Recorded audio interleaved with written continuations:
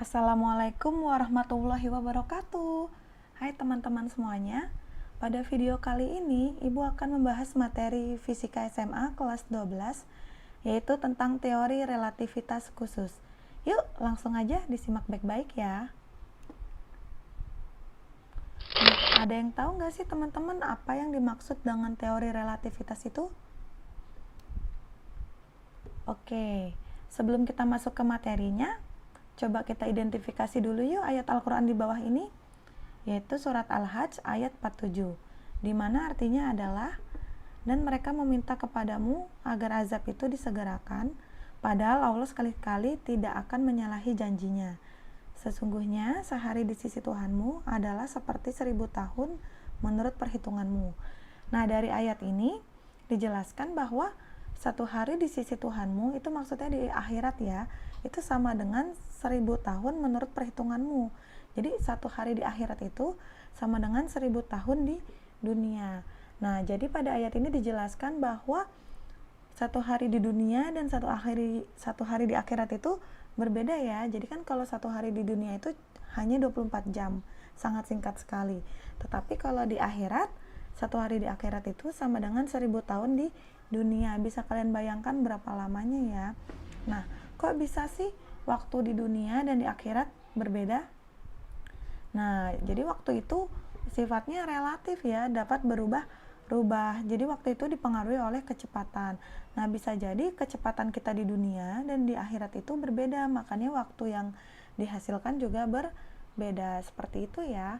Nah, ini juga menjadi suatu peringatan bagi kita ya, bahwasannya kita hidup di dunia itu hanya sebentar ya.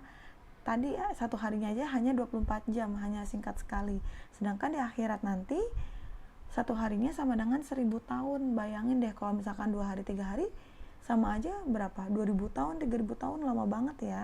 Nah, jadi di waktu yang sebentar ini ya, coba kita manfaatkan untuk memperbanyak menebar kebaikan, karena sesungguhnya kebaikan itu akan kembali kepada diri kita. Oke? Nah, itu sedikit intermezzo ya sebelum kita masuk ke materinya. Sekarang kita lanjut ke contoh yang kedua. Nah, coba perhatikan gambar berikut ini. Nah, di sini ada gambar apa teman-teman? Betul banget, gambar pesawat ya. Nah, jadi gambar yang pertama ini ketika pesawatnya diam, gambar yang kedua ketika pesawatnya bergerak. Apa coba bedanya teman-teman? Betul, bedanya adalah di ukurannya ya, di panjangnya. Jadi ketika pesawatnya diam, itu pesawatnya ukurannya terlihat tampak besar ya. Tapi ketika kita melihat dari bumi terus kita lihat di atas langit, pesawatnya menjadi lebih kecil ya. Padahal mah mungkin ukurannya sama aja segini juga, tapi kok ketika kita lihat pesawatnya bergerak di atas langit nampak lebih kecil dari ukuran aslinya. Nah, hal ini dikarenakan kita melihat dalam posisi yang sangat jauh sehingga mata kita tidak bisa menangkap dengan sempurna. Dan juga yang kita lihat adalah benda yang bergerak ya. Jadi ketika kita melihat benda yang diam dengan yang bergerak itu pasti berbeda. Nah, pesawat itu memiliki kecepatan yang lumayan besar ya. Jadi ketika dia bergerak dan kita melihatnya dalam posisi yang jauh, sehingga seolah-olah pesawatnya menjadi lebih kecil ya, lebih pendek. Padahal mah enggak, sama aja ya. Itu. Nah, dari contoh ini membuktikan bahwa panjang atau besar juga itu bersifat relatif ya. Akhirnya artinya tidak pasti, jadi dapat berubah-ubah tergantung kita melihatnya itu dalam posisi diam atau bergerak. Oke, kita lanjut ya. Nah, jadi teori relativitas itu apa teman-teman? Nah, secara bahasa, relatif itu adalah sesuatu yang tidak bisa dijadikan tolak ukur, tidak pasti, jadi dia dapat berubah-ubah. Nah, kesimpulan yang sama diungkapkan oleh Einstein sekitar 11 abad setelah Al-Kindi wafat, bahwa tidak ada kerangka acuan yang benar-benar diam atau benar-benar bergerak ya. Jadi di dunia ini tuh nggak ada yang pasti, nggak ada yang benar-benar diam atau benar-benar bergerak, atau nggak ada yang benar-benar kecil atau benar-benar besar, tapi semuanya seolah-olah tampak lebih kecil, seolah-olah tampak lebih besar ya. Jadi semuanya dapat berubah tergantung dari kerangka acuannya. Jadi kerangka acuan itu kita mengamatinya tuh dalam posisi diam atau bergerak, pasti hasilnya beda. Nah, contohnya adalah seperti ini. Ketika kita berdiri di pinggir rel ya, dalam posisi diam, kemudian ada kereta yang melintas, ada kereta yang lewat. Nah, menurut orang yang berada di dalam kereta yang lewat itu, yang bergerak adalah kita yang diam di pinggir rel, ya, seolah-olah kita bergerak ke belakang. Padahal kita diam, ya. Tapi menurut orang yang diam, yang bergerak adalah kereta dan orang yang melintas di depan dia, ya. Jadi tidak ada kerangka acuan itu yang benar-benar diam atau benar-benar bergerak. Jadi semuanya itu tergantung dari mana kita melihatnya. Ilmuwan besar Albert Einstein secara terbuka membuktikan fakta ini dengan teori relativitas. Ia menjelaskan bahwa waktu ditentukan oleh massa dan kecepatan. Nah, jadi waktu itu ditentukan oleh massa dan kecepatan ya. Contohnya misalkan gini, ada dua orang pelari A dan B sedang berlomba untuk menempuh jarak 500 meter. Nah, yang A berlari dengan sangat kencang, yang B berlari pelan-pelan. Pasti waktu yang dibutuhkan berbeda dong, ya nggak?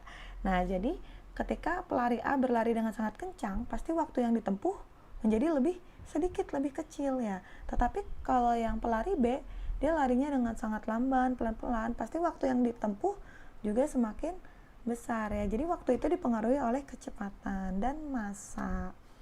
Nah, menurut Al-Kindi, waktu, ruang, gerakan, benda semuanya itu sifatnya relatif, tidak absolut, tidak pasti ya. Namun ilmuwan barat seperti Galileo, Descartes, dan Newton menganggap semua fenomena itu sebagai sesuatu hal yang pasti atau absolut. Nah, hanya Einstein lah yang sepaham dengan Al-Kindi. Oke, kita lanjut ya. Postulat Einstein tentang teori relativitas khusus yaitu, postulat itu adalah asumsi ya atau pendapat Einstein menurut teori relativitas khusus. Yaitu ada dua. Yang pertama, hukum-hukum fisika memiliki bentuk matematis yang sama pada semua kerangka acuan inersia yang bergerak dengan kecepatan tetap. Jadi menurut Einstein ini, hukum-hukum fisika memiliki bentuk matematis yang sama. Nah, contohnya aja ini ya. Kalian ingat nggak nih persamaan gaya Coulomb ya, kakiku retak-retak atau kakiku lari-lari. Nah, coba kita bandingkan dengan persamaan gaya gravitasi Newton. Nah, ini ya. Dua-duanya ini sama-sama gaya, tapi yang satu itu gaya tarik-menarik atau tolak-menolak antara dua buah muatan, ya, Ki. Kalau gaya gravitasi Newton ini gaya tarik-menarik atau tolak-menolak antara dua benda bermassa. Nah, kalian bisa lihat nih persamaannya mirip kan? Nah, inilah yang dijelaskan oleh Einstein tadi ya, bahwa hukum-hukum fisika itu memiliki bentuk matematis yang sama ya. Nah, bisa dilihat nih persamaannya hampir mirip kan bentuknya, polanya ya. Jadi sama. Yang dicari adalah gaya, K-nya di sini adalah konstanta, di sini juga ada G di sini juga konstanta gravitasi ya, sama-sama konstanta dan polanya sama banget seperti itu. Oke, kita lanjut ya ke postulat yang kedua. Cahaya yang merambat di ruang hampa dengan kecepatan C sama dengan 3 kali 10 pangkat 8 meter per sekon adalah sama untuk semua pengamat dan tidak bergantung pada gerak sumber cahaya maupun kecepatan pengamat. Jadi pada postulat kedua itu dijelaskan kecepatan cahaya baik di ruang hampa, baik ditinjau oleh pengamat yang bergerak atau diam, dia kecepatannya selalu sama, yaitu 3 kali 10 pangkat 8 meter per sekon ya. Oke, lanjut. Pada teori relativitas akan mengandung suatu pengali. Nah, ini ya simbolnya, simbol besarannya seperti gamma yang disebut dengan tetapan transformasi Lorentz. Persamaannya adalah seperti ini ya. Tetapan transformasi Lorentz sama dengan 1 dibagi akar 1 per 1 min V kuadrat per C kuadrat. Di mana yang seperti gamma ini adalah tetapan transformasi Lorentz. V-nya adalah kecepatan benda ya, meter per sekon. C-nya adalah kecepatan cahaya 3 kali 10 pangkat 8 meter per sekon. Oke, lanjut ke macam-macam teori relativitas. Yang pertama ada kecepatan relativistik, yang kedua ada pemuaian atau dilatasi waktu, yang ketiga ada kontraksi atau pengerutan panjang, yang keempat ada massa relativistik. Nah, inilah yang akan Ibu bahas ya nanti satu persatu setelah slide ini. Sebenarnya teori relativitas itu masih banyak ya, ada energi relativistik, ada momentum relativistik, tapi pada video ini Ibu ingin membahas 4 dulu ya. Oke, kita bahas yang pertama, yaitu kecepatan relativistik. Kecepatan relativistik adalah kecepatan yang nilainya mendekati kecepatan cahaya. Berarti sangat cepat ya, 3 kali 10 pangkat 8, besar sekali. Nah, dalam hal ini misalkan, seperti contoh tadi ya, pada peristiwa ada seseorang yang berdiri di pinggir stasiun. Ini kita contohkan aja, ada Anissa yang diam di peron stasiun. Anissa ini kita simbolkan dengan A. Kemudian dengan Balkis yang berada di dalam kereta api. Nah, Balkis ini kita simbolkan dengan B ya, yang sedang bergerak. Jadi Balkis di dalam kereta api yang sedang bergerak. Kemudian Balkis yang berada di dalam kereta api melemparkan sebuah bola. Nah, bolanya itu kita simbolkan dengan C ya, searah dengan arah kereta api. Nah, yang ditanyakan adalah, maka kecepatan bola itu menurut pengamat yang diam di dalam peron adalah gimana persamaannya, gimana cara mencarinya. Nah, pastikan kecepatan yang diamati oleh pengamat yang diam di pinggir stasiun dengan orang yang berada di dalam kereta api pasti berbeda ya kecepatan bolanya. Nah, persamaannya adalah seperti ini. VCA sama dengan VCB plus VCBA per 1 ditambah VCB kali VCA per C kuadrat. Di mana VCA adalah kecepatan bola C ya, tadi kan bola disimbolkan dengan C, relatif terhadap pengamat A yang diam. Nah, ini ya, VCA adalah kecepatan bola relatif terhadap pengamat A yang diam. Nah, ini pengamat yang berada di pinggir stasiun tadi yang diam. Kemudian VCB adalah kecepatan bola C relatif terhadap pengamat B yang berada di dalam kereta yang bergerak. Kemudian VBA adalah kecepatan pengamat B ya, kecepatan pengamat yang berada di dalam kereta yang bergerak terhadap pengamat A yang diam di pinggir stasiun. Oke, kita lanjut ya. Yang kedua ada pemuaian atau dilatasi waktu. Waktu yang diukur oleh pengamat yang bergerak itu lebih lama daripada waktu yang diukur oleh pengamat yang diam. Sehingga persamaannya adalah seperti ini ya. Delta T sama dengan delta T0 dikali tetapan transformasi Lorentz, di mana tetapan transformasi Lorentz kan seperti ini ya, sehingga hasil akhirnya diperoleh delta T sama dengan delta T0 dibagi akar 1 min V kuadrat per C kuadrat, di mana delta T adalah selang waktu yang diamati oleh pengamat yang bergerak dengan kecepatan V, delta T0 adalah selang waktu yang diamati oleh pengamat yang diam, V adalah kecepatan pengamat, dan C adalah kecepatan cahaya. Oke, lanjut ya. Kontraksi atau pengerutan panjang. Panjang L benda bergerak terhadap pengamat.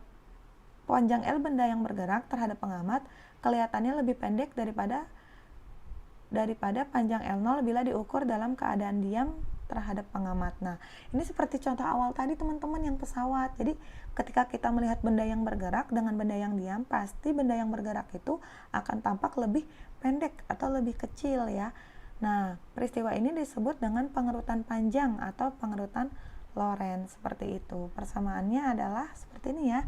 L sama dengan L0 dibagi ini, tetapan transformasi Lorentz ya. Nah, ini kemudian kita balik. Nah, kalau dibagi kan jadi dikali ya. Jadi hasil akhirnya L sama dengan L0 dikali akar 1 min V kuadrat per C kuadrat, di mana L-nya adalah panjang benda yang diamati oleh pengamat yang bergerak dengan kecepatan V, L0 adalah panjang benda yang diamati oleh pengamat yang diam, V adalah kecepatan pengamat, dan C adalah kecepatan cahaya. Oke, kita lanjut ya ke yang terakhir, yaitu masa relativistik, yaitu benda yang bergerak mendekati kecepatan cahaya memiliki massa benda yang lebih besar daripada ketika benda diam. Nah, persamaannya adalah seperti ini ya. M sama dengan M0 dikali transformasi Lorentz, tetapan transformasi Lorentz. Seperti ini ya. Sehingga hasil akhirnya adalah M sama dengan M0 dibagi akar 1 min V kuadrat per C kuadrat, di mana M-nya adalah massa benda bergerak dengan kecepatan V, M0 adalah massa benda diam, V adalah kecepatan pengamat, dan C adalah kecepatan cahaya ya. Jadi kalian ingat-ingat aja kalau ada M0, delta T0 atau L0 itu berarti massa atau panjang atau selang waktu ketika benda atau pengamatnya diam ya. Tetapi kalau nggak ada nol-nolnya ini berarti ketika masa selang waktu atau panjang ketika benda atau pengamatnya bergerak. Seperti itu ya, pokoknya diingat-ingat aja nih kalau ada nol-nolnya nih berarti ketika diam gitu ya. Oke. Cukup sekian ya pembahasan dari Ibu mengenai teori relativitas khusus. Untuk contoh soalnya akan Ibu bahas pada video berikutnya ya. Terima kasih teman-teman sudah setia menonton video Ibu sampai akhir. Semoga dapat bermanfaat ya. Jangan lupa nih untuk subscribe, like, komen, serta share ke teman-teman kalian. Semoga dapat bermanfaat juga untuk teman-teman kalian. Terima kasih. Assalamualaikum warahmatullahi wabarakatuh. Sampai jumpa lagi ya di video berikutnya. Dadah!